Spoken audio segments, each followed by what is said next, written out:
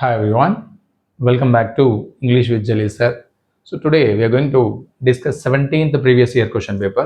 This is related to math and science background. So we shall start with the first question. 66. Who is dash standing at the gate? ఏమిచ్చారు ఇక్కడ మనకి who is dash standing at the gate? Choose the correct option to complete the sentence. A person, an person, the person. So మనకి article related bit ఇది. So and ఇందులో మనకి ఏమొస్తుందో చూద్దాం. Who is dash standing అన్నాడు.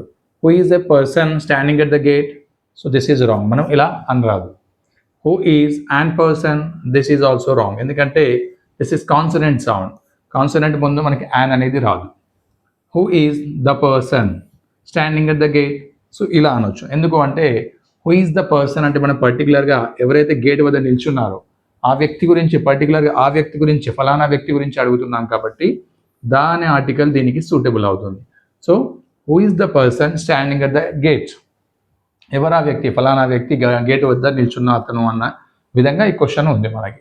So this is third one is the correct one. Coming to 67. The child was born dash Monday. The child was born dash Monday.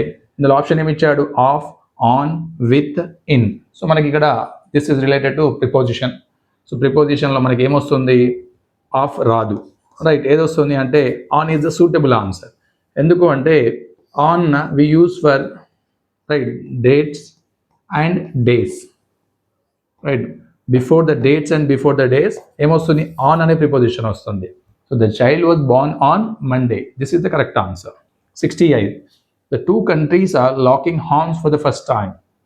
The meaning of the expression of locking horns. So ఇక్కడ మనకి ఏమంటున్నాడు? ఇక్కడ locking horns యొక్క meaning ఏంటి అని అడుగుతున్నాడు ఈ phrase యొక్క. First one, fighting, enjoying together, journeying together, living peacefully together. So ఇక్కడ మనకి ఏమి ఇచ్చాడు? The two countries are locking horns for the first time అంటే ద మీనింగ్ ఈజ్ ఫైటింగ్, అంటే గొడవ పడుతున్నారు అన్నది first time. And coming to 69. Choose the correctly spelled word. మనకి ఇక్కడ ఏమి ఇచ్చాడు? 4 words ఇచ్చాడు. ఆ 4 wordsలో దేని యొక్క కరెక్ట్ వర్డ్ యొక్క స్పెల్లింగ్ కరెక్ట్ ఉందో చూద్దాం. SAFEGARD, this is wrong. Safeguard, this is wrong. Second one, SAFEGUARD, right. Safeguard, this is correct one. And ఇక్కడ థర్డ్ వన్ కూడా చూద్దాం. SAFEGO ఇచ్చాడు, ఇది రాంగ్, రైట్. ఇది ఇటు యూ ఇచ్చాడు, మళ్ళీ ఇది కూడా రాంగ్. ఇక్కడ ఓ ఇచ్చాడు, right. Which is the correct one here? Second one is the correct one.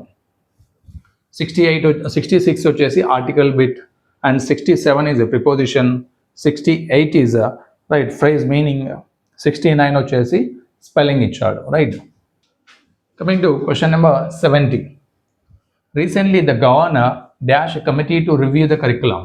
Complete the sentence అంటున్నాడు. అంటే recently the governor dash a committee to review the curriculum. ఆ కరికులంని రివ్యూ చేయమని చెప్పారు, అవునా?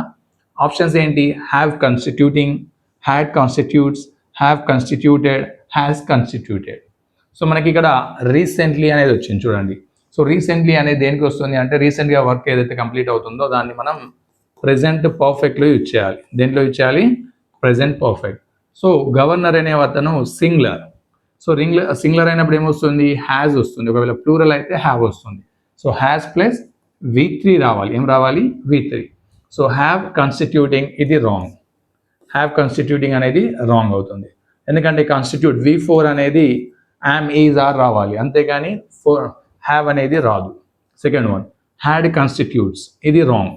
ఎందుకంటే రీసెంట్లీ అన్నాడు కానీ బట్ ఇక్కడ మనకి పాస్ట్ పర్ఫెక్ట్ ఇది సూటబుల్ కాదు. ఇంకొక సెంటెన్స్ ఉంటే మనం అది ఏదైనా సింపుల్ పాస్ట్ సెంటెన్స్ ఏదైనా ఉంటే అది హ్యాడ్ అనేది తీసుకోవచ్చు. అండ్ హ్యావ్ కాన్స్టిట్యూటెడ్, ఇది రాంగ్. ఎందుకంటే governor is singular.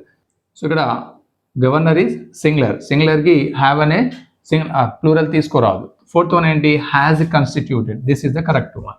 Fourth one is the correct one. And coming to 71. That all is neither gold, glitters, not silver. So ఈ విధంగా జంబ్లింగ్ వర్డ్స్ ఇచ్చాడు. దాన్ని మనం ఒక సెంటెన్స్లో ఫామ్ చేయాలి.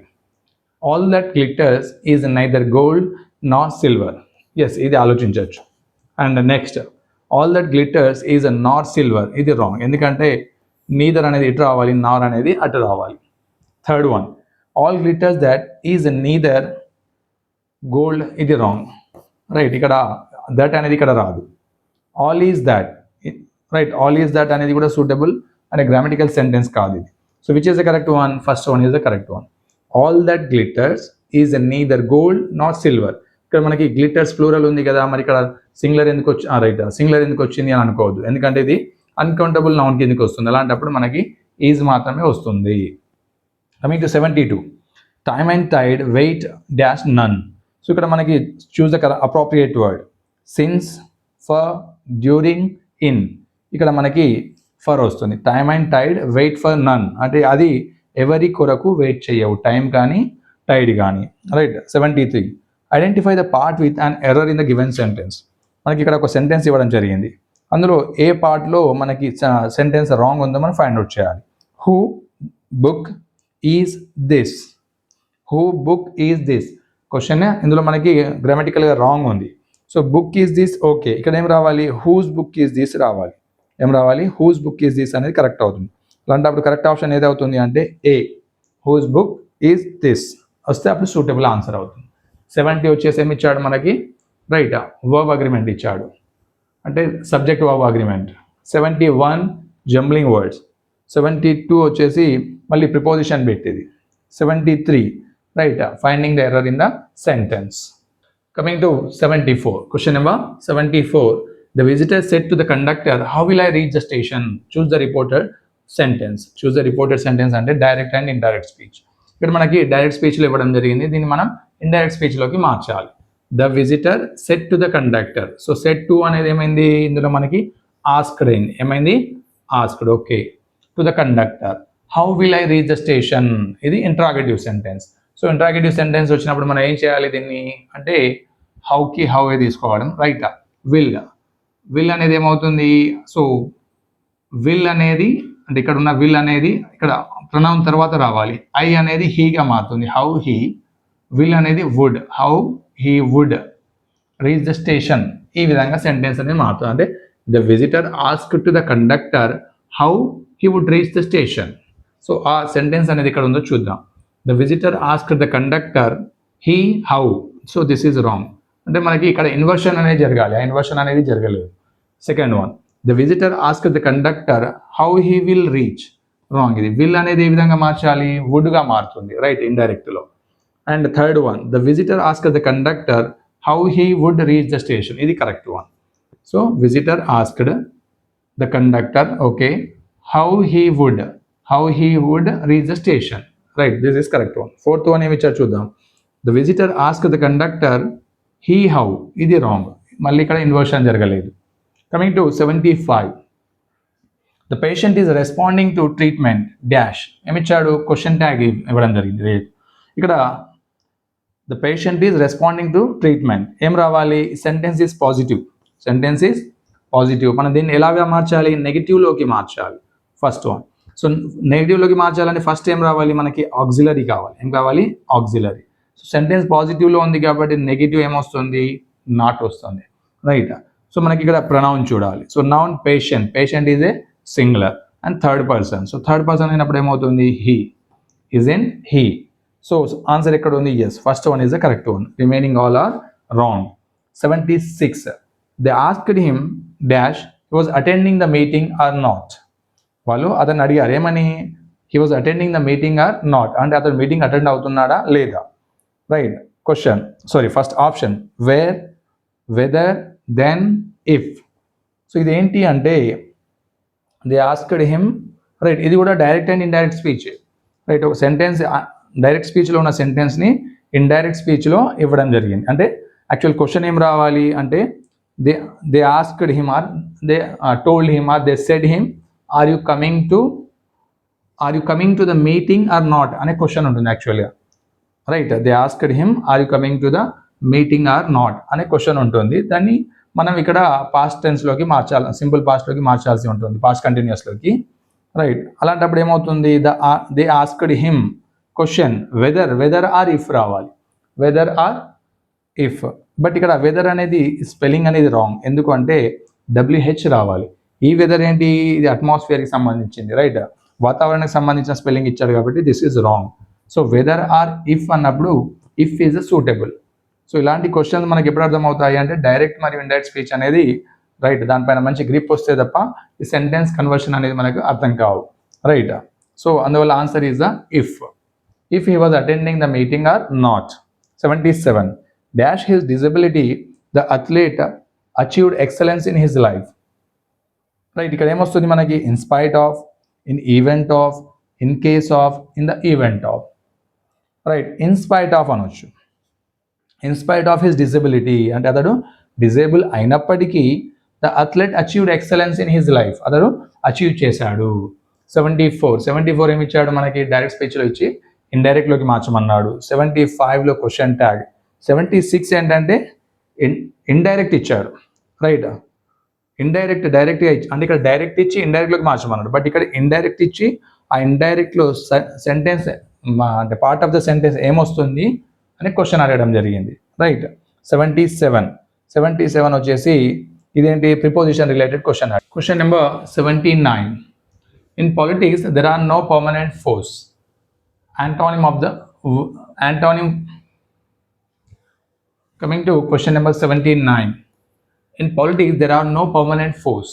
Antonym for the word force అంటే ఇక్కడ మనకి సెంటెన్స్ ఇవ్వడం జరిగింది ఏమని? In politics there are no permanent force అంటే పాలిటిక్స్లో రాజకీయాల్లో శాశ్వతంగా ఫోర్స్ అంటే శత్రువులు ఉండరు. ఆ శత్రువులు అనే వర్డ్కి మనకి ఏమడుగుతున్నాడు? యాంటోనిమ్ అంటే అపోజిట్ అడుగుతున్నాడు. యాంటోనిమ్ అంటే ఏమొస్తుంది? శత్రువులకి ఎనిమీస్ రాంగ్ అంటే ఇది సినానిమ్ అవుతుంది. Same answer. యాంటగానిస్ట్ అన్న సేమ్ మీనింగ్ అంటే సినానిమ్ అంటే విరోధించే వాళ్ళని యాంటగానిస్ట్ అంటాం. డిట్రాక్టర్స్ ఇది కూడా సేమ్, రైట్. ఫ్రెండ్స్ అంటే కరెక్ట్ అవుతుంది అంటే శత్రువు మిత్రువు antonym, right. 4th one is the correct one. ఈ 3 కూడా మనకి సినానిమ్ లాగానే మీనింగ్ వస్తుంది. 80 what's happen? A B unfortunately the old man dash his leg in an accident. Choose the correct option. అంటే మనకి ఇక్కడ ఈ సెంటెన్స్లో డాష్ ఇవ్వడం జరిగింది, దానిలో ఏమొస్తుందో అడుగుతున్నాడు. Has hurt, have hurt, has hurts, has hurted. Unfortunately the old man dash his leg in accident అంటే ఆల్రెడీ యాక్షన్ అనేది జరిగిపోయింది. అంటే ఎప్పుడు జరిగింది? రీసెంట్గా జరిగింది. సో రీసెంట్గా జరిగినప్పుడు ఏం చేయాలి? The old man is a singular and third person. So third person అయినప్పుడు ఏమవుతుంది? హ్యాస్ వస్తుంది. హ్యాస్ తర్వాత అంటే ప్రెజెంట్ పర్ఫెక్ట్లో హ్యాస్ తర్వాత ఏమొస్తుంది? V3 వస్తుంది. సో హర్ట్ అనేది సేమ్ ఉంటుంది. హర్ట్ అంతేగాని హర్ట్స్ కానీ హర్టెడ్ కానీ అని రాదు. బట్ ఇక్కడ హ్యావ్ అనేది ఇది ప్లూరల్. ఇక్కడ మనకి ఓల్డ్ మ్యాన్ సింగులర్ కాబట్టి హ్యాస్ వస్తుంది. ఒకవేళ పీపుల్ అని ఉంటే హ్యావ్ హర్ట్ అనొచ్చు. బట్ ఇది ప్లూరల్ కాబట్టి not suitable. First one is the correct answer. Coming to 81. I am eligible for the lecturer post. I have qualified the UGC NET. Choose the correct option. ఇక్కడ మనకు 2 sentence ఇచ్చాడు, దాన్ని కంజంక్షన్తో combine చేయాలి. Thou I am eligible for lecturer post. I have qualified the UGC NET. This is wrong answer. ఎందుకంటే thou I am eligible for lecturer post అంటే అయినప్పటికీ I am eligible for lecturer post అంటే lecturer పోస్ట్కి eligible అయినప్పటికీ మళ్ళీ UGC NET exam రాశాను అంటున్నాడు, అది wrong. Second one, I'm eligible for lecturer post so I have qualified the UGC NET, ఇది రాంగ్. నేను లెక్చరర్ పోస్ట్కి ఎలిజిబుల్ కాబట్టి నేను ఎగ్జామ్ రాశాను అంటున్నాడు, ఇది రాంగ్. క్వాలిఫై అయ్యాను అంటున్నాడు. Third one, I have qualified the UGC NET so I'm eligible for lecturer post, ఇది కరెక్ట్ వన్. నేను UGC NET ఎగ్జామ్ను క్వాలిఫై అయ్యాను కాబట్టి నేను లెక్చరర్ పోస్ట్కి eligible. Third one is the correct one. Fourth one, I'm eligible for lecturer post at, ఇది wrong అవుతుంది మళ్ళీ, right. Fourth one is wrong. Third one is the correct one. 79 antonyms ఇచ్చాడు. 80 right, మనకి ఇది మళ్ళీ సబ్జెక్ట్ వర్బ్ అగ్రిమెంట్ ఇచ్చాడు. 81 వచ్చేసి conjunction bit, right. Question number 82. Identify the word in which the letter B is pronounced. అంటే ఇక్కడ మనకి B is pronounced అంటున్నాడు. అంటే 4 వర్డ్స్ ఇవ్వడం జరిగింది. 4 వర్డ్స్లో ఏ వర్డ్లో మనం B లెటర్ని ప్రొనౌన్స్ చేస్తాము, ఏ మిగతా 3లో ప్రొనౌన్స్ చేయము అని అడుగుతున్నాడు. ఫస్ట్ వన్ డెస్ట్ అంటాం, డెట్ అంటే B is silent. Second one doubt అంటే B ఈజ్ సైలెంట్. సటిల్ అంటే B is silent. Fourth one lobster అంటే ఇందులో మనం ప్రొనౌన్స్ చేస్తామండి లాబ్స్టర్, మిగతా 3లో B is silent. Coming to 83. Identify the correct passive voice sentence for the given sentence. ఇక్కడ మనకి ఒక సెంటెన్స్ యాక్టివ్ వాయిస్లో ఇవ్వడం జరిగింది, దాన్ని ప్యాసివ్ వాయిస్లో ఏది సూటబుల్ ఆన్సర్ ఫైండ్ అవుట్ చేయాలి. convict has finished the sentence. The convict has finished subject, right? ఇది auxiliary verb and main verb and object. So మనకి ఇది ప్రెజెంట్ పర్ఫెక్ట్లో ఉంది. సో ప్రెజెంట్ పర్ఫెక్ట్లో ఉన్నదాన్ని ఏం చేయాలి మనం? ప్రెజెంట్ పర్ఫెక్ట్ కంటిన్యూస్లోకి మార్చాలి. Present perfect continuous. So first అప్పుడు ఏం తీసుకోవాలి మనం? ఆబ్జెక్ట్ని ఫస్ట్ తీసుకోవాలి. The sentence, right, the sentence has been అనాలి. ఏమనాలి? Has been finish by the convict. అది కరెక్ట్ అవుతుంది. చూద్దాం option. The sentence have been ఇది రాంగ్, ఎందుకంటే సెంటెన్స్ అనేది సింగులర్ కాబట్టి, సింగులర్ వర్డ్ మీనింగ్ వస్తుంది కాబట్టి హ్యావ్ అనేది రాదు. Second one, the sentence has been finished by the convict, ఇది correct one. Let's see remaining also. The sentence has been ఇది రాంగ్ అవుతుంది. Fourth one, the sentence had been ఇది wrong. Only present perfect కంటిన్యూస్లోకి మాత్రమే మార్చాలి. Right, second one is the correct one. 84 last question. Last year they dash New York. Choose the correct option. Visited, have visited, are visiting, had visited. So మనకి already time mention చేశాడు. Adverb of time is mention last year. Last year అంటే already గడిచిపోయింది. మనకి time mention చేస్తే అప్పుడు ఏమొస్తుంది? Simple పాస్ట్లో రావాలి. సింపుల్ పాస్ట్లో అన్నప్పుడు ఏం రావాలి? సబ్జెక్ట్, ఇక్కడ V2 రావాలి. ఏం రావాలి? V2. So last year they visited అనాలి. ఏమనాలి? విజిటెడ్. హ్యావ్ అంటే ఇక్కడ హెల్పింగ్ వర్బ్ వచ్చింది. ఆర్ అనేది ప్రెజెంట్, హ్యాడ్ అనేది past. So this all wrong. Only simple past అంటే విజిటెడ్ మాత్రమే రాదు. Last year they visited New York. This is the correct answer. 82 silent letter and 83 మనకి యాక్టివ్ వాయిస్లో ఇచ్చి ప్యాసివ్ వాయిస్లో అడగడం జరిగింది. రైట్, 84లో మనకి ఏంటిది? టెన్సెస్ రిలేటెడ్ క్వశ్చన్ అనేది అడగడం జరిగింది. రైటా? So this is about today's session and and in coming videos I'm going to upload a social background 2025 question papers. So the బిగినింగ్లో నేను 2024కి సంబంధించిన సోషల్ బ్యాక్గ్రౌండ్తో వచ్చిన క్వశ్చన్ పేపర్స్ని రైట్ ఎక్స్ప్లెయిన్ చేయడం జరిగింది. ఇవి from 9th question, I think previous question paper 9th నుంచి maximum maths and science background question papers upload చేశాను. Right, coming videos ఏవైతే ఉన్నాయో 2025కి సంబంధించిన social background question papers right అవిటిని అప్లోడ్ చేయబోతున్నాను. అంతేకాకుండా రైట్ లైక్ చేయండి వీడియోను, సబ్స్క్రైబ్ చేయండి అండ్ కామెంట్ సెక్షన్లో మీకు వెదర్ మీకు అర్థమవుతుందా లేదా అనేది కూడా మెన్షన్ చేయండి. రైట్, అంతేకాకుండా ఇంకేమైనా రైట్ ఎక్స్పెక్ట్ చేస్తున్నట్టయితే నా టాపిక్స్ తప్పకుండా మెన్షన్ చేయగలరు.